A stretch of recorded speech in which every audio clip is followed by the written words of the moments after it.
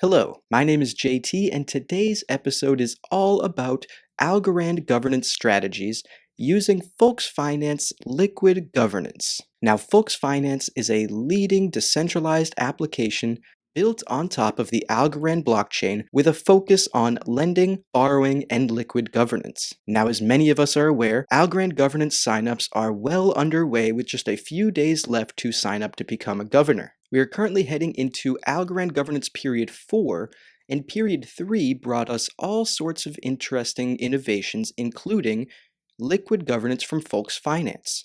Now, the introduction of liquid governance brought us gALGO 3, a one-to-one peg token to Algorand based on the third period of governance. However, Volksfinance has a bunch of new features for this governance period compared to last governance period, including a continuous gALGO token versus the gALGO 3, gALGO 4 tokens for every period, the ability to claim rewards early, which is fantastic for anyone that wants to claim their governance rewards on day one, having zero fees for their new liquid governance platform, adding the ability to vote in Algorand governance, as well as adding the ability to use the gALGO token as the governance token of the Volksfinance platform. Their platform has quickly become one of my absolute favorite applications on Algorand, and I'm more than excited to be moving most of my governance stash over to their platform. As I stated before, this video is going to be about yield farming strategies for Algorand governance using this liquid governance model on Volksfinance. In it, I include low-risk strategies, medium-risk strategies, and high-risk strategies yielding anywhere from 18 to 100% APR. I would like to preface this video with saying that I am not a financial advisor, and anything you see in this video is for educational and entertainment purposes only. With that being said, let's get on to the first strategy in the low-risk category. Now, the first strategy is really simple. Firstly, you'll want to take your Algorand over to Volksfinance. Once you're there, find the liquid governance section of the website. Once you find that, you're going to want to mint gALGO. So you want to take your algo and mint gALGO with it. Now, the second step of this process is to just simply hold your gALGO for the remainder of the governance period. Utilizing this strategy, you'll get both the estimated 8% governance rewards as well as the estimated 10% boost coming from Volksfinance for a whopping 18% simply for using their liquid governance platform. Now, the pros to this strategy, of course, are more yield, growing Algorand TVL or total value lock, the ability to claim rewards early, as I've mentioned before, and the freedom to use gALGO throughout the ecosystem in whichever way you please. And word on the street is they're adding more and more gALGO utility, including NFTs and potentially the ability to purchase real estate on-chain. Moving on to the second strategy of the low-risk category, firstly, take your algo to Volksfinance and mint gALGO. Then supply 60% of your gALGO as collateral on Volksfinance and borrow algo against it. Now take the remaining 40% of your gALGO that's not locked up in collateral and the algo you just borrowed over to AKTA, a leading decentralized exchange on Algorand. Once you're there, click on Pools and find the Algo gALGO pool. Add both your gALGO and algo to this pool and wait for rewards to roll in. This pool is currently yielding roughly 4%. This strategy can yield you a whopping 22% APR, the 8% governance rewards, the 10% Volksfinance boost, as well as the 4% from the LP pool that you just entered. Now, the pros to this method, of course, are more yield, and increasing liquidity across the ecosystem since you're adding to liquidity pools on a decentralized exchange. This should go without saying, you have smart contract vulnerability risk, and this is the same for every strategy, even the one I just stated before. Everything you do in DeFi has smart contract risk attached to it. In the description down below, you'll be able to find links to the audit reports for every application I mentioned in this video. Now on to the third low-risk strategy. Firstly, take your algo to Volksfinance and mint gALGO. From there, deposit your gALGO as collateral on Volksfinance and borrow more algo against it. Next, take that algo and deposit it on Folks Finance deposit section and receive F algo in return. Next, take that F algo to the farm deposit section of Folks Finance, then deposit your F algo into the F algo staking pool. Now, this strategy could yield you up to 27% APR in rewards. You've got your 8% from the governance, you have 10% from the Folks Boost, and then you have 9% from the F algo staking pool. And of course, the benefits of this strategy are more yield, and you reduce your risk of liquidation by borrowing in-kind assets. In-kind assets are assets that both move up and down at the exact same time, meaning your collateral rate and your borrow rate will always stay the same regardless of the price increases. Now, one negative of this strategy is, although we had mentioned that borrowing in-kind assets reduces your risk of liquidation or nearly eliminates your risk of liquidation based on price swings, it is true that your borrowed algo will be accruing interest along the way. So you want to keep an eye out for the interest that's accruing because this could slowly tick up your liquidation margin. On to medium risk strategies. Medium risk strategy number 1 involves taking your algo to Folks Finance and minting gALGO. From there, you want to supply gALGO as collateral and borrow goBTC against it. Then you want to bring over your goBTC over to AlgoFi, another leading decentralized application on Algorand. Once you're there at AlgoFi, you're going to want to find the zap function. Then you're going to want to zap your goBTC into the goBTC stable pool. Once you're done with that, take those LP tokens over to where it says farm and find the goBTC stable farm and deposit those tokens inside. Currently, this farm is yielding roughly 15% APR. So the total estimated rewards for this strategy is 33%. Now you have your 8% for governance, your 10% Folks Finance boost, and your 15% liquidity pool farming rewards. Now, of course, we have a lot of the same benefits as before, including increased yield, increasing Algorand TVL, increasing Algorand liquidity by adding to the goBTC stable liquidity pool on AlgoFi, as well as the ability to hedge your portfolio against the markets. And what do I mean by this? Well, when you borrowed goBTC and zapped it into goBTC stable, you effectively sold half your goBTC for stable. So you borrowed goBTC and sold half of it. That is effectively a short position. So this strategy does include a short position, which can be a great way to hedge your bets against the market. And since we're certainly in a crypto bear market and seemingly a global recession, it may not be too bad of a strategy to be hedging your bets. Now, the risks include the risk of liquidation. You are borrowing goBTC against your gALGO, and if the price of goBTC increases at a faster rate than your collateral, your algo, then you could risk liquidation. Conversely, if algo, your collateral, drops in price quicker than BTC does, you could also risk liquidation. Another way you could risk liquidation is through interest rate accrual. Although very rare because interest ticks up slowly, you should certainly keep an eye out for the borrow interest rate on any asset you borrow. One more risk to this strategy is impermanent loss. Now, I haven't touched on impermanent loss too much in this video because it hasn't been pertinent until this point. If you're unsure what impermanent loss is, check out the description down below. I'm going to include resources for all of you to check out to familiarize yourself with the concept. Now, the second strategy in the medium risk strategy category is take your algo to Folks Finance, mint gALGO. From there, take your gALGO, supply it as collateral, and borrow USDC against it. From there, take that borrowed USDC over to AlgoFi. Once you're there, go over to NanoSwap and find the pool tab. Once you're there, find the USDC stable pool and supply the USDC that you just borrowed to this pool. Now note, on AlgoFi's NanoSwap, you do not need to add both sides of this pool. Essentially, in the background, it will do that zapping function for you. So you can just supply 100% USDC and hit send, and it will convert it into both halves of the LP pool. From there, take those LP tokens over to the stability side of AlgoFi and deposit those USDC stable LP tokens into the LP farm, currently yielding around 18%. This brings us to a grand total estimated rewards of 36% APR, 8% governance rewards, 10% Folks Finance boost, and 18% stable USDC liquidity farm, totaling 36%. Of course, some benefits of the strategy include more yield as always, growing Algorand TVL, increasing Algorand liquidity by supplying USDC and stable to a DEX, and very, very little risk of impermanent loss since you're supplying stablecoins on both ends of the pool. The risks, however, are the same as in the last one. You run the risk of liquidation if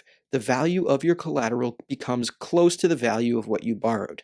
In my mind, this one's seen as a little bit more risky even though you're using a stablecoin versus using goBTC, because Algo and goBTC often move together. They're very correlated assets, so it might not be the exact same price swings, but they're moving up together. Whereas Algo and a stablecoin, they're very uncorrelated. Their stablecoin's constant, where Algo is moving any which way around the stablecoin. So for that reason alone, I thought that this one was slightly more risky than the last one. Now I have one more medium risk strategy, but I'm not going to share it within this video. I've written an article that details my Algorand governance strategy using Folks Finance, and you can find it at my substack.com/jtinvestsinyou. You can also find a link in the description down below. With all that out of the way, my first high-risk strategy includes taking Algo to Folks Finance and minting gALGO. From there, you're going to want to supply gALGO as collateral and borrow Algo. Then take that borrowed Algo and mint more gALGO. From there, you can create a loop where you're borrowing more Algo, minting more gALGO, and so forth. If you max this out, you can get to about 3.7 times your original bag. I was able to turn 100 Algo into 370 gALGO, for example. Using this governance loop strategy, you could get a whopping estimated 67% APR return on your money. Now, the benefits of this are very clear. Of course, high yield, but also, although I put this in the high risk category, it's actually not all that risky. And I say that because just as before, you're borrowing in-kind assets. The reason I moved it over to the high-risk category rather than leaving it in the medium or low-risk category is simply because it requires nearly 4x leverage. Now, some of the risks to this strategy are the interest rate on your borrowed Algo could increase in such a way that limits your rewards or your APR, or even increases your chance of liquidation. So always, always, always keep an eye out for that interest rate. Another issue, which isn't necessarily a risk, it's more so just a headache, is the fact that the looping process takes a lot of time, requires a lot of clicking, moving around, and entering your password many, many times. It is very, very tedious, but for 67% rewards, it may be worth the tediousness. Now for the second high-risk strategy. Firstly, take your Algo to, you guessed it, Folks Finance, and then mint yourself some gALGO. From there, supply your gALGO as collateral and borrow USDC against it. Then, take that USDC over to Tinyman or DFly to get your best trade on USDC to Algo. You're going to want to buy more Algo with the USDC you just bought. From there, we're going to start a very similar governance loop as the previous strategy, where you're taking the Algo you just bought on Tinyman over to Folks, minting gALGO, supplying that as collateral, borrowing more USDC, buying more Algo, and continuing this process until you can't anymore. You should be able to get to roughly the same amount you did before, that 3.7x. In this strategy, you will yield roughly the same amount you did in the previous strategy, 67%. However, it's a little bit more risky because instead of borrowing in-kind assets, gALGO versus Algo, you're borrowing USDC and purchasing more Algo, which creates a long position, a very leveraged long position. The benefits of this are that if you're right, and the price of algo goes up, not only will you benefit from roughly 67% APR, but you'll have very outsized gains to the tune of nearly 4x than you would have otherwise. Now, of course, this strategy is much more risky than the previous one, although very similar, for exactly what I just described in the benefit side. Because although a long position could be a benefit if you're right, it can also be an extreme risk, especially in current market conditions. In a super leveraged long position, you run the risk of liquidation very, very easily. Sometimes minor price swings could affect your liquidation margin much more than you think. So keep an eye out on your liquidation margin and be responsible with your money. Of course, another risk is the interest rate increasing on USDC in such a way that it decreases your rewards and or increases your risk of liquidation. Now on to the third high-risk strategy. First, take your algo over to Folks Finance and mint gALGO. Then you want to take your gALGO and supply it as collateral and borrow USDC against it. From there, you're going to want to take that USDC over to Tinyman and purchase algo with it. Next, continue this loop until you've reached 2.5x your original stash, so don't do the full 3.7. Once your gALGO stash is 2.5 times bigger than it was originally, max out the rest of the borrow or however much you're comfortable with of USDC. Now take that borrowed USDC into the ecosystem and seek out the highest yield you can find, or high yield that's safe yield. That's what I prefer. There's plenty of high yield pools out there ranging from 100, 150, 200 plus APR, but in my mind, sometimes those rewards aren't as safe as they should be. So what I would do is take that USDC and purchase PBTC, the P Network's bridged Bitcoin, along with algo, equal parts of both, so 50% PBTC and 50% algo, with the remainder of your USDC. Then take both of those tokens over to Tinyman and pool them in the PBTC algo liquidity pool. Once you've done that, take those LP tokens over to the Tinyman farm and deposit those LP tokens into the farm to reap the benefits of those rewards. Currently, that pool is yielding around 55%. This method could yield you upwards of 100% APR on your algo. So you have your 8% governance rewards, you have your 10% Folks Finance boost, so that's 18%. Then you multiply that by 2.5 times because you 2.5 times your gALGO bag, which equals 45. Then you add 55, the 55 being the PBTC algo pool on Tinyman. Add it all up and you have yourself 100% APR. Now, of course, there are many caveats that should be made, including from the time of creating these strategies and recording this video and putting it out to the public, some of the APRs have already gone down.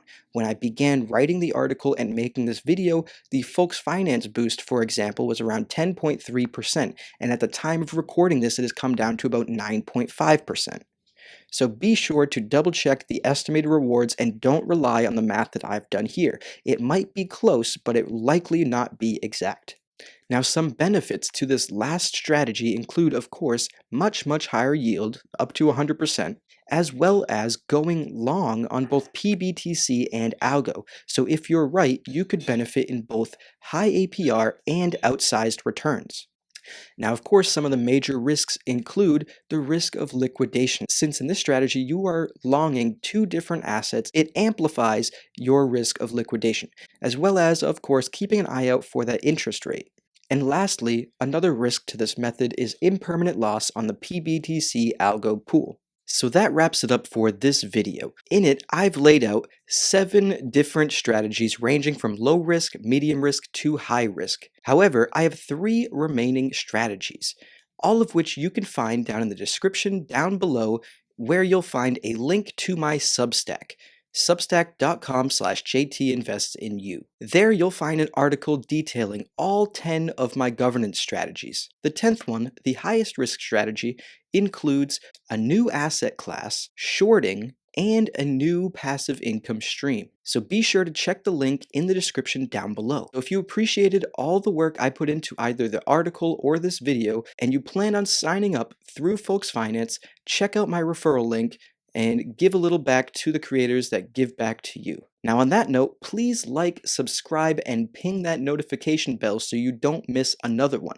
And comment down below with what your strategy is. I really want to know what your governance strategy is for the next 3 months. If you'd like to support the channel further than liking and subscribing, consider donating to this Algorand wallet address right here. This wallet address can hold a whole host of different ASAs, and all donations collected will be used to benefit the show, grow the audience, get better equipment, get better guests, and bring you more and better content. If you liked my governance strategies here, please share the video and tag me and Folks Finance and let them know just how much you liked it. Again, my name is JT.